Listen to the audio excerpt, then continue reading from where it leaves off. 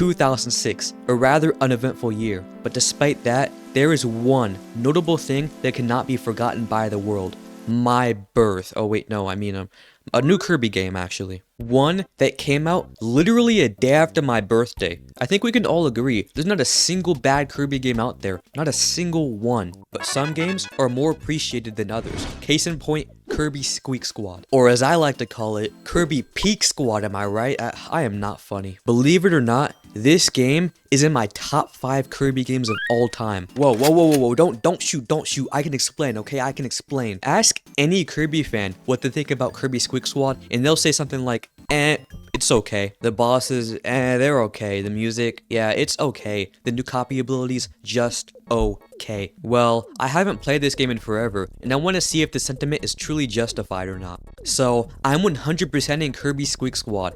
I say that like it's impressive, it's really not, it's just an easy ass game. I beat it in an afternoon while on call with a friend, but let's get into it right now and detail my experiences. So, there are many contenders for the most hated Kirby game, and I know labeling this one as the most hated is kind of bold. I mean, Kirby 64 and Battle Royale are right there. But over the past few years, 64 has been getting the respect it deserves, and Battle Royale, yeah, nobody can even hate that game because we all forget it exists. People do remember this game though, and just kind of dismiss it. And to justify why I love this game so much, let's go over the vibe.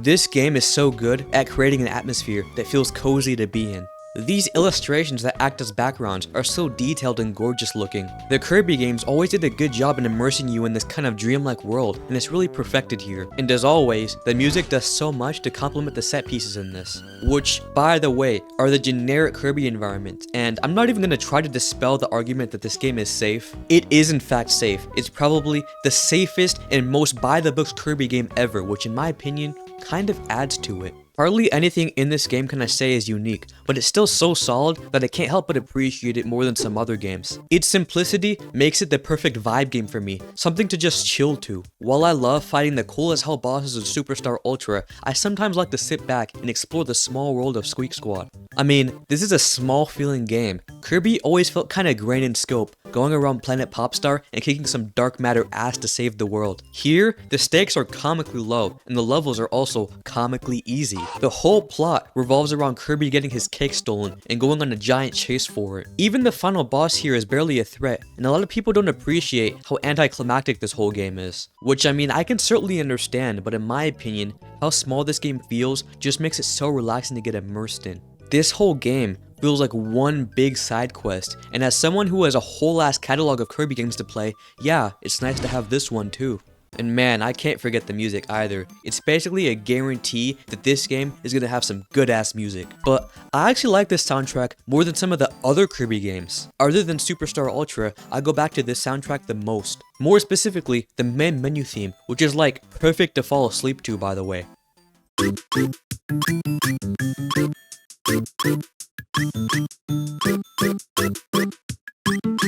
I remember I first played this directly after Superstar Ultra and being kind of upset by how restricted my movement felt compared to that one. But looking back, I actually like it. I don't prefer it, I mean I'm not insane, but like, I think it fits the overall simplicity of this game. That's a word I can use to describe why I love this game so much. It's simple. Again, I can't blame the people who feel underwhelmed by this simplicity, but honestly, it puts me in a trance. My life is already complicated enough, okay? I don't want to come home exhausted and have to deal with this guy. I said earlier that I beat this game while talking to a friend on call, and honestly, I think I'm going to remember that night vividly for a while. We just talked about life and the stuff we wanted to do in the future while I was playing Kirby, and it was pretty relaxing. But enough with this whole vibes and cozy thing. How did they even 100% this thing?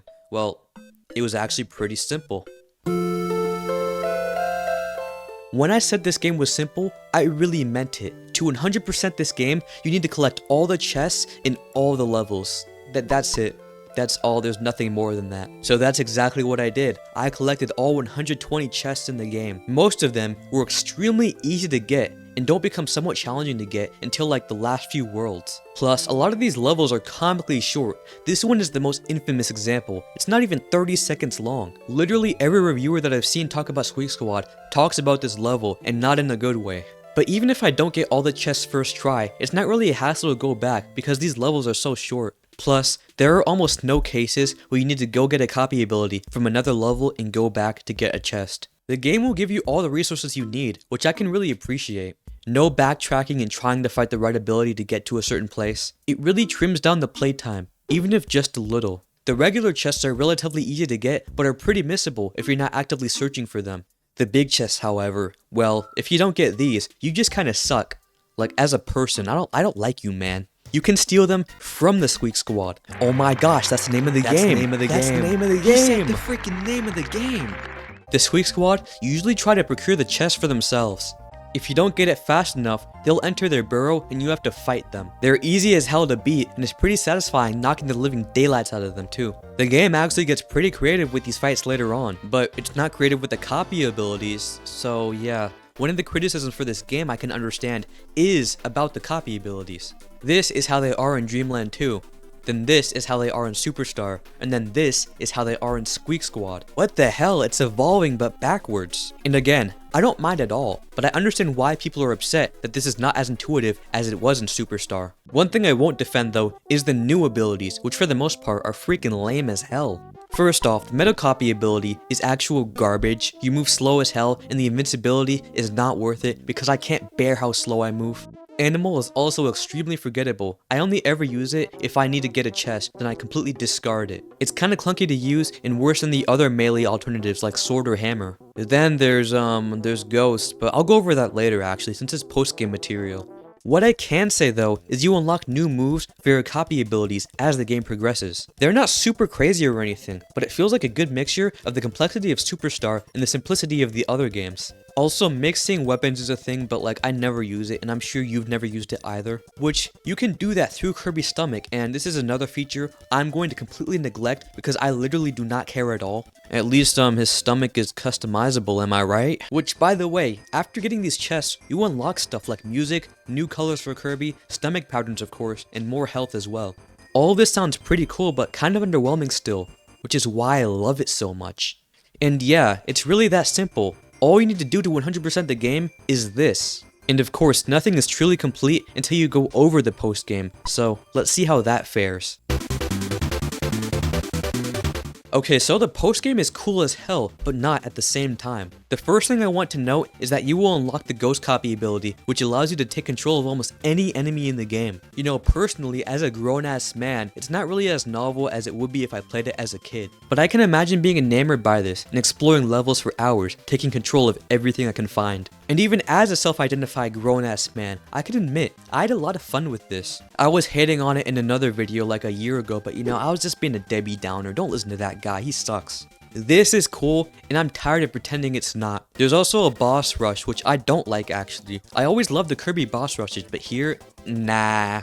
There's no cool post-game bosses or anything, and it's just lame as hell. Most of these bosses require a specific power-up to beat them efficiently, and it doesn't really translate well to a boss gauntlet. Especially Krakow, who gives me the most trouble usually. And for all you speedrunners out there, there's Extra Mode, which challenges you to collect as many chests as fast as possible. It's basically just the same as the normal game, but there's a timer now. Yippee, I guess. There are some mini games too that use the touchscreen because come on, it's the DS, they have to implement it somehow. There's this eating one where you tap the cakes and beat your opponent by filling up this bar. One where you ride a star and knock your opponents off the map to accumulate the most points. And I don't know what to call this, but man, I suck at it. Overall, for this game, the post-game content is alright in my opinion. Nothing to really do here, and it doesn't contribute to the overall status of your save file. I remember being pretty upset when I first realized completing the boss gauntlet does literally nothing. And in terms of 100%ing Squeak Squad, why did I even do this? What was the point? Well, let's try to figure that out together.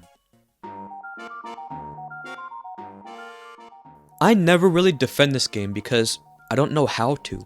Every criticism people have with this game are correct in their own way. It doesn't help that this game is being compared to Superstar Ultra, which is also a DS Kirby game.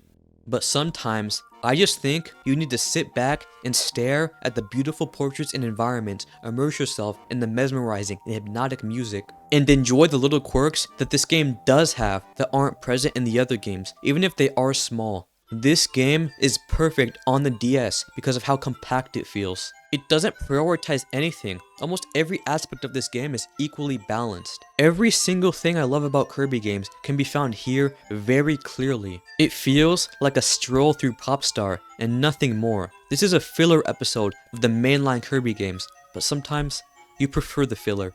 I know I do.